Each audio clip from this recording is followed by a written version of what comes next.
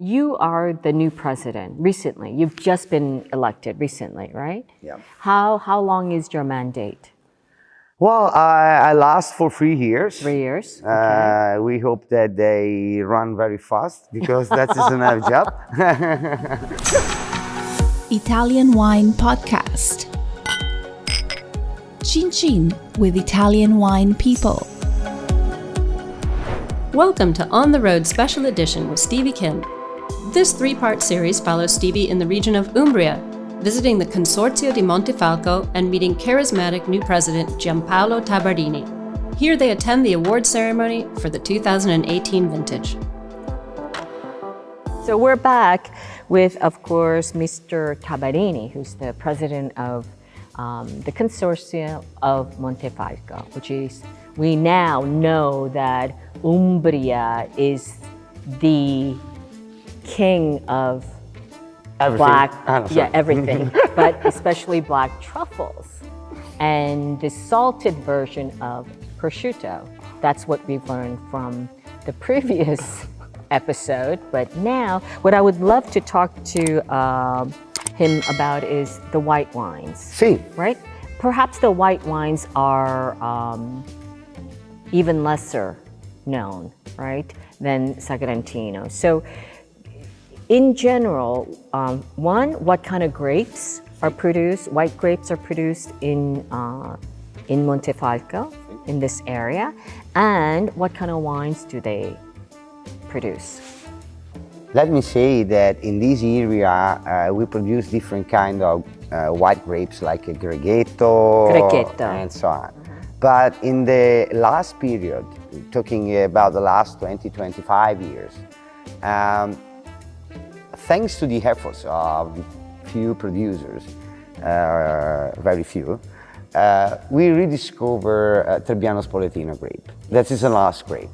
We actually did a special, by the way, I don't know if it went live today. We did a special pizza and food pairing at the office with my colleagues, and we paired one Spoletino. And it was amazing. Well, it was a special kind of Spoletino. Anyways, go ahead. Anyway, Trebbiano Spoletino, it was the variety that Lucas very involved on the research just to preserve this variety that was the last grape. Mostly because of the name, Trebbiano. Trebbiano, when we say Trebbiano in Italy, everybody thinks of Trebbiano Toscano, right. Back in the box wine. So The French used Trebbiano. to call it Uni Blanc. It's so good that they distill it. I think they still call it Uni Blanc, right? Uni Blanc is the Trebbiano Toscano, same stuff. So when we say Trebbiano, we start to scare people because they immediately think, oh, it's garbage. We're talking about, no, this is not a point. There's many Trebbiano. This is a Trebbiano Spoletino, is far away from all the other Trebbiano. That was a beauty in the last years. It's so nice, rediscover. And when before we was talking that a territory is able today to do great red and great whites, it's just this. So to make a great red, you need a lot of sun. To make a great wine, you need a cold weather. How you can do the both in such a small Can you just repeat that one more time? To make a good red, you need of the sun, a lot of sunshine, warmness, to make riper. Because you need sugar and the alcohol. Ripe, the black grapes, the black skin of the grapes. Into the white wines, it's better have cold temperature to preserve freshness and acidity. So how the both can happen in the same territory? Right. It happened in Montefalco only because the Apennines, when dropped down from the peninsula, they exactly in Montefalco area make a cycle and they drop down again. So we are in the middle of a ring of mountains. So in the middle of this ring, there is an hill that is Montefalco. So because we are on the central south part of Italy, we have a Mediterranean climatic condition. So it's very hot. But at the same time, when the sun goes down, because we're surrounded by the mountain, freezing. So it gets cold. So we have also a continental climatic condition. So it's a territory where you have a Mediterranean climatic condition and continental climatic condition. The both of them meet each other. But is it also because of the diurnal range, which is the day temperature and the night temperature? Exactly, right? yes. During the day, it's extremely hot. Tonight, you stay here with us. We are with shirts, but in a couple of hours, 3 hours, we have to dress a jacket. Right. And maybe even later, something else on top. So you are able to produce also fresh, crispy white wines. Yeah. So which leads me to ask you, does this mean also that you can produce sparkling wines?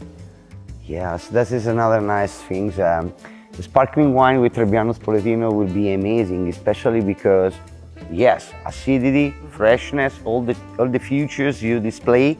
So, okay, but Spoletino, Sì. okay, is a small production, is that correct? Yeah, you're right. So mostly in the grand scheme of things, is it Cracchetto and Trebbiano Toscano, yes, you're right, because we have also the Montefalco Bianco. Montefalco Bianco is a blend of Grechetto, Trebbiano, Toscano. They're so far away. Trebbiano Spoletino have a very late harvest. Trebbiano Toscano is going to be like Grechetto, is going to be harvested early September.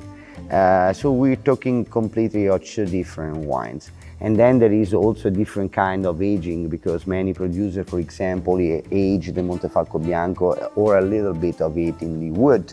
So there is different view in terms of winemaking process of Montefalco Bianco. how do you get to Montefalco?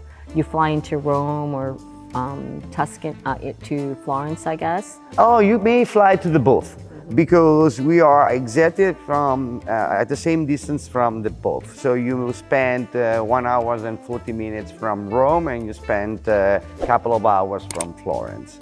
Of course, flying from Rome is much more comfortable because there's much more flights in Rome instead in Florence. But the both of them are so close by.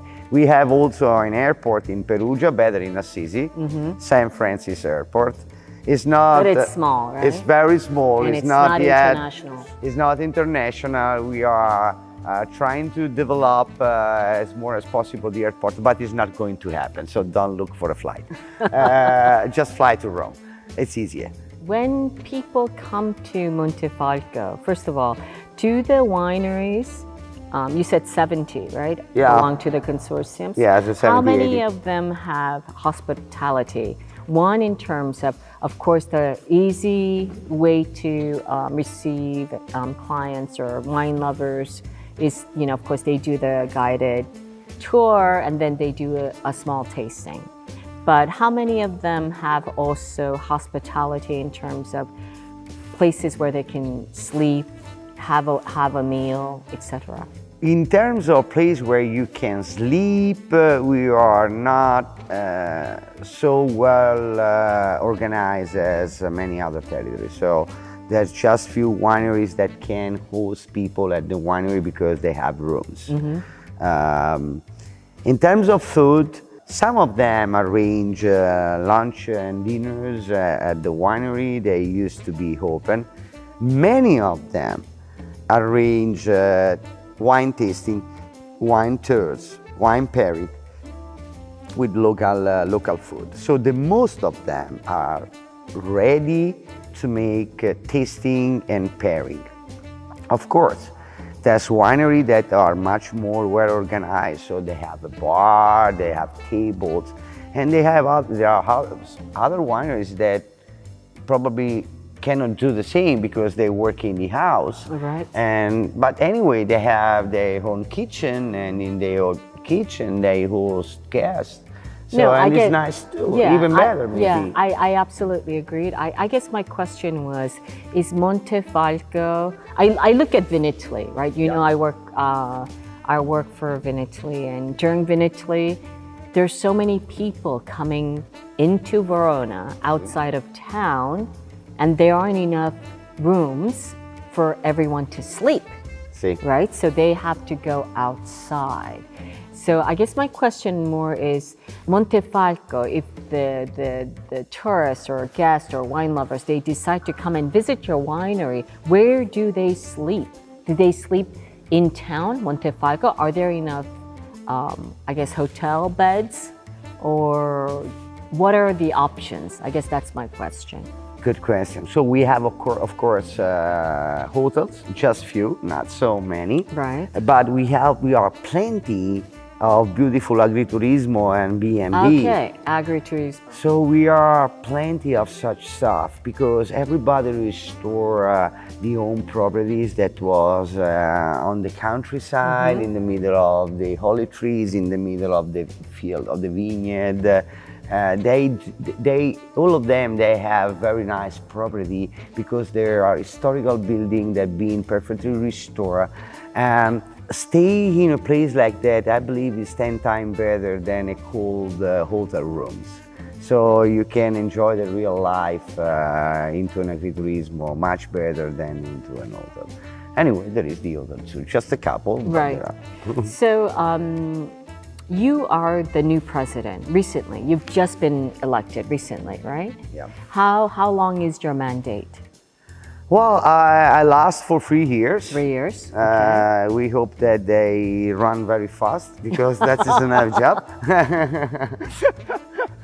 So yeah, we are in charge for 3 years, and during the 3 years you should act all the things you have in mind.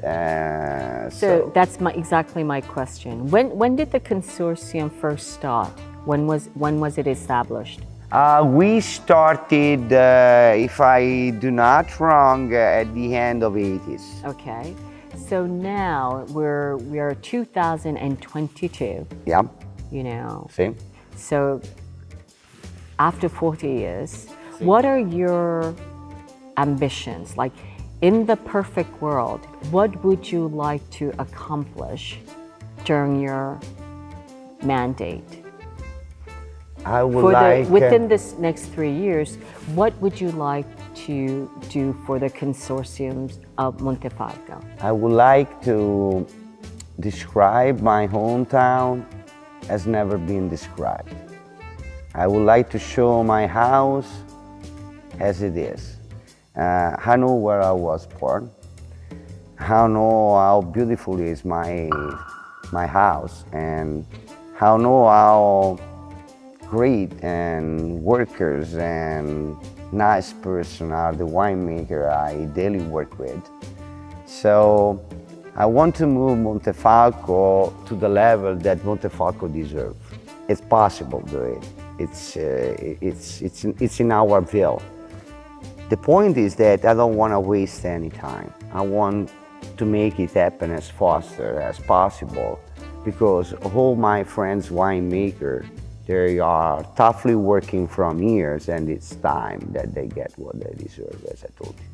So it sounds all great, what you just said, but how are you going to make this happen in a practical way?